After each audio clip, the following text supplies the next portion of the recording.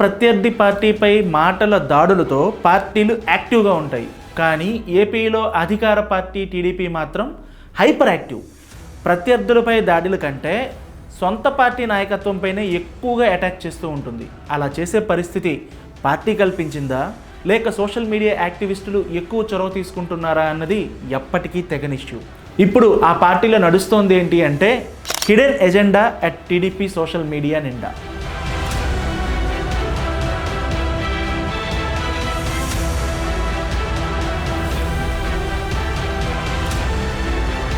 తిరుగులేని మెజారిటీతో అధికారంలోకి వచ్చిన తర్వాత తెలుగుదేశం పార్టీకి సొంత పార్టీ కార్యకర్తల నుంచే ఊహించని షాక్ మొదలైంది. గడిచిన 5 ఏళ్లలో తీవ్ర ఇబ్బందులు ఎదుర్కొని ఎదురొడ్డి పార్టీని నిలిపామని భావిస్తున్నటువంటి హార్డ్ కోర్ టీడీపీ అభిమానులు, కూటమి ప్రభుత్వం ఒక్క చిన్న తప్పైనా సరే చేయడానికి వీల్లేదని భావిస్తున్నటువంటి పార్టీ మేధావులు, దెబ్బకు దెబ్బ తీయాలని కసి మీద ఉన్నటువంటి తెలుగు తమ్ముళ్ళు, వీళ్ళందరూ కూడా కొంచెం యాక్టివ్గానే ఉంటున్నారు.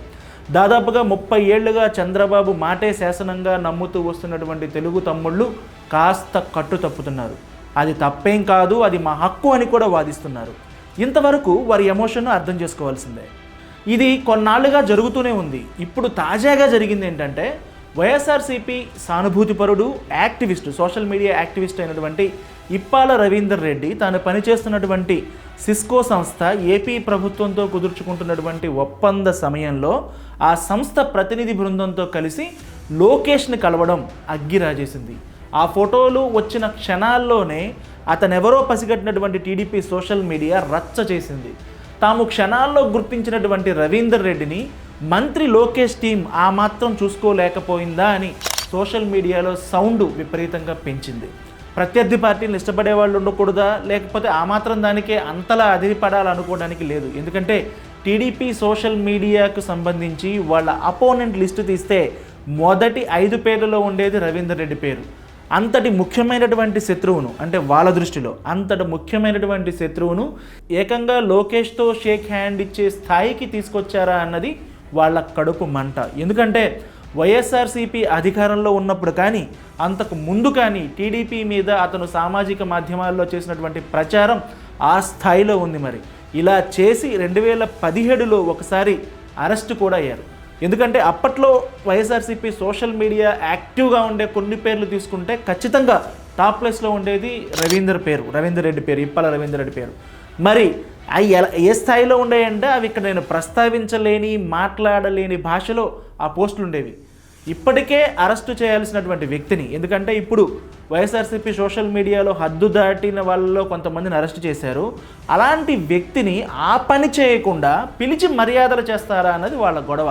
వాళ్ళు చెప్పే దాంట్లో అర్థం ఉంది. అయితే లోకేష్ టీం చెప్తోంది వేరేది. అదేంటంటే సిస్కో టీంతో వచ్చే మనుషులు తమకెలా తెలుస్తారు, అతన్ని లోకేష్ కానీ మిగిలిన వాళ్ళు కానీ ఎలా గుర్తుపట్టగలుగుతారు అనేది వాళ్ళ వాదన. ఈ విషయాన్ని పార్టీ నాయకత్వానికి చెప్పాల్సింది పోయి పబ్లిక్గా యాగి చేయడం ఏంటని వాళ్ళు అడుగుతున్నారు. అంతేకాదు ఈ విషయం తెలిసిన వెంటనే రవీందర్ రెడ్డిని సిస్కోకి సంబంధించినటువంటి ఏ ప్రాజెక్టులోనూ, అంటే ఏపీ గవర్నమెంట్ ఇన్వాల్వ్ అయినటువంటి ఏ ప్రాజెక్టులోనూ భాగస్వామిని చేయొద్దు అంటూ వాళ్ళు ఒక లెటర్ కూడా పంపించారు. అంతవరకు బాగానే ఉంది. కానీ పార్టీ వైపు నుంచి మాత్రం, అంటే పార్టీ కార్యకర్తల వైపు నుంచి మాత్రం సెటైర్లు, విరుపులు, చెనుకులు అనేది మాత్రం ఆగడం లేదు. అప్పుడు మొదలైంది ఇంకో రగడ. అదేంటంటే రవీందర్ రెడ్డి ఇష్యూలో ఉన్నటువంటి నెగిటివిటీపై పార్టీ టీంలోనే కొంతమంది కౌంటర్ అటాక్ మొదలుపెట్టారు. అదేంటంటే పార్టీకి సపోర్ట్ చేస్తూనే కొంతమంది సోషల్ మీడియాలో ఓపెన్గా ఉండే వాళ్లకు పార్టీకి హార్డ్ కోర్ లాయల్గా ఉండే వాళ్ళ నుంచి ఎదురు సమాధానం మొదలైంది. ఇన్నాళ్ళు ఓపికగా ఉన్నాం, మీరు పార్టీని దెబ్బతీస్తున్నారు, హిడెన్ ఎజెండాతో కొంతమంది పార్టీకి నష్టం చేస్తున్నారు అంటూ వాళ్ళు ఎదురుదాడి మొదలుపెట్టారు. ప్రతి చిన్న విషయానికి చంద్రబాబుని, లోకేష్ని ముడిపెడుతూ ఎందుకు పార్టీని దెబ్బతీస్తున్నారు అన్నది వాళ్ళ వాదన. ఈ విషయంలో లోకేష్ టీం కూడా క్షణాల్లోనే తప్పును సరిదిద్దింది. అయినా కూడా ఇంకా లోకేష్ని కానీ తప్పుపడుతూ మీరు పార్టీకి నష్టం చేస్తున్నారు, ఎవరో కొంతమంది హిడెన్ ఎజెండాతో పనిచేస్తున్నారని వాళ్ళు ఆరోపించారు. ఇది వివాదాన్ని మరింత పెంచింది. పార్టీపై అభిమానంతో నిస్వార్థంగా పనిచేసే తమపై నిందలేంటన్నది మొదటి బ్యాచ్ అంతరంగం. మీరు చేసే పనితో పార్టీకే నష్టం అన్నది రెండో బ్యాచ్ అభ్యంతరం. ఇది ఇప్పట్లో తేలేది కూడా కాదు. పార్టీ కోసం డబ్బును సమయాన్ని వెచ్చించడంతో పాటు బోనస్గా కేసులు వేధింపులను ఎదుర్కొన్న తమకు పార్టీ పట్ల చిత్తశుద్ధి ఉంది అని, అది ఎవరి దగ్గర నిరూపించుకోవాల్సిన అవసరం లేదని, పార్టీని విమర్శించడం తమ హక్కు అన్నది మొదటి బ్యాచ్ వాదన. ఈ ప్రభుత్వం వచ్చినటువంటి 3 నెలల నుంచే తెలుగుదేశంలో అసంతృప్తి స్వరం మొదలైంది. వాళ్ళు కోరుకున్నంత వేగంగా ప్రత్యర్థులపై చర్యలు తీసుకోవడం లేదన్నది వీళ్ళ బాధ. సోషల్ మీడియాలో అనుచిత వ్యాఖ్యలు చేసిన వాళ్ళు మొదలుకొని అవినీతిలో పేటరేగిన వారి వరకు కూడా అందరి భరతం పట్టాలన్నది వీళ్ళ ఆలోచన. తెలుగుదేశం పార్టీ అవసరాలను తెలుగుదేశం ప్రభుత్వం పట్టించుకోవడం లేదన్నది వీళ్ళ ఆక్షేపణ. వైసీపీకి అనుకూలంగా ఉన్నటువంటి సంస్థలకే కొన్ని కాంట్రాక్టులు రావడం, టీడీపీ వాళ్ళని వేధించినటువంటి పోలీసులకు మంచి మంచి పోస్టింగులు రావడం టీడీపీ కార్యకర్తల్లో కోపాన్ని మరింత పెంచాయి. ఇక జీవీ రెడ్డి ఇష్యూ తోటి, జీవీ రెడ్డి ఎపిసోడ్ ఏం జరిగిందో చూసాక అప్పుడు ఆ సందర్భంగా అది పీక్స్కి వెళ్ళింది. ఆ సందర్భంగానే తెలుగుదేశం కార్యకర్తల్లో ఉన్నటువంటి ఆవేశాన్ని పార్టీ నాయకత్వం గుర్తించింది. చంద్రబాబు కూడా ఆ తర్వాత దాన్ని ప్రస్తావించారు. అయితే మళ్ళీ ఈ మధ్య కొన్ని రోజుల క్రితం పొంగనూరులో కార్యకర్త రామకృష్ణ చనిపోవడం, అలాగే నిన్న జరిగినటువంటి రవీందర్ రెడ్డి ఇష్యూ, ఈ ఇష్యూలతోటి మళ్ళీ పార్టీ కార్యకర్తలు యాక్టివేట్ అయ్యారు. పార్టీని నిందిస్తూనే ఉన్నారు, నిలదీస్తూనే ఉన్నారు. నేను మామూలుగా అన్ని పార్టీల సోషల్ మీడియా ట్రెండ్స్ను ఫాలో అవుతూ ఉంటాను.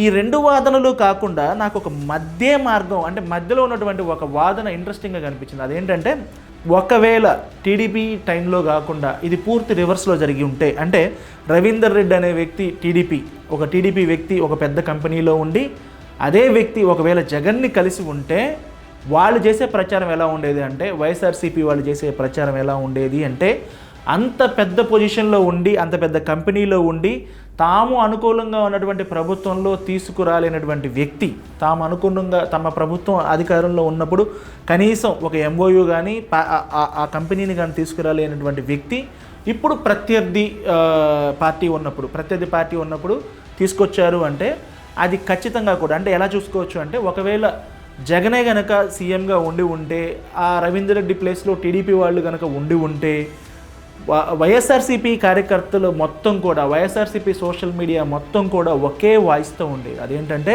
టీడీపీకి చేత కాలేదు, జగన్కి చేతైంది, జగన్ తీసుకొచ్చాడు అనేటువంటి ఒకే ఒక వాయిస్ని స్ప్రెడ్ చేసేవాళ్ళు అనేటువంటి ఆర్గ్యుమెంట్ ఒకరు చేశారు. ఇది నిజంగా ఇంట్రెస్టింగ్గానే ఉంది, ఎందుకంటే ఎక్కువ శాతం వైఎస్ఆర్సీపీ సోషల్ మీడియా ఒకే వాయిస్తో ఉంటుంది.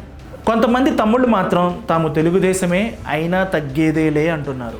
ఇది టీడీపీలో ఇంతకు ముందు లేనటువంటి పరిస్థితి. చంద్రబాబు, లోకేష్ చేసే అన్ని పనులను తాము సమర్థించం అంటూ చేస్తున్నటువంటి తిరస్కృతి. దీనికి ఎక్కడో చోట ఫుల్ స్టాప్ పెట్టాలని ఎప్పటి నుంచో అనుకుంటున్నటువంటి పార్టీ తరపు వ్యక్తులు కౌంటర్ అటాక్ స్టార్ట్ చేశారు. వాళ్ళు పర్సనల్గా చేసినా, పార్టీ తరపున చేసినా అదైతే స్టార్ట్ అయింది. ఇది సమస్యకు చికిత్స అవుతుందా లేకపోతే వికటిస్తుందా అన్నది చూడాలి.